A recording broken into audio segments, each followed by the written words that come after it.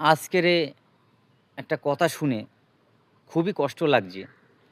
কাউকে যদি পিটিয়ে মারা হয়, কতটা কষ্ট সে পায়, আর এটা কষ্টও লাগে।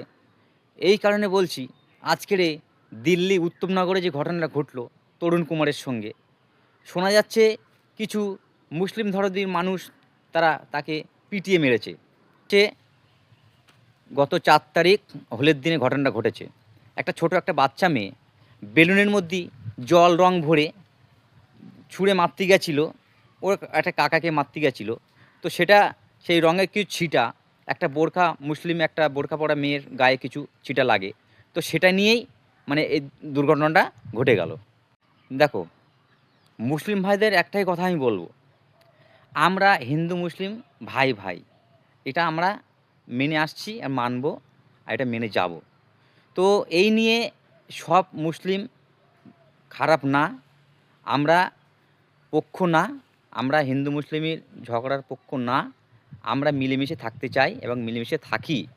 আর কিছু কিছু মানুষ আছে, তারা সবসময় দাঙ্গা বাজানোর চেষ্টা করে। আমাদের মধ্যে আমাদের সমাজে কিছু মানুষ আছে, তারা হিন্দু মুসলিম করে সবসময় দাঙ্গা বাজানোর চেষ্টা করে। তো আমরা ওদিকে যাব না। আমরা যেমন আছি হিন্দু মুসলিম ভাই ভাই, আমরা একসাথে মিলেমিশে চলবো। যেমন চলে আসছি এরকমই চলে যাব। আর ওদের আমরা ফাঁদে পা দেব না।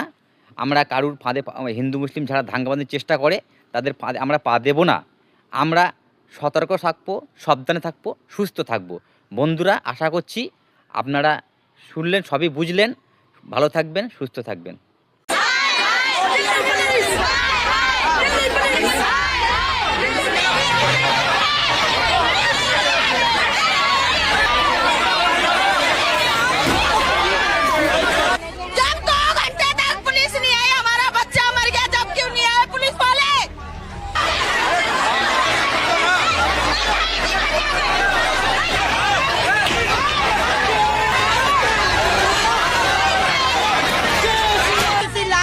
ले लिया, किसी माँ की गोद सुनी कर दी उन्होंने।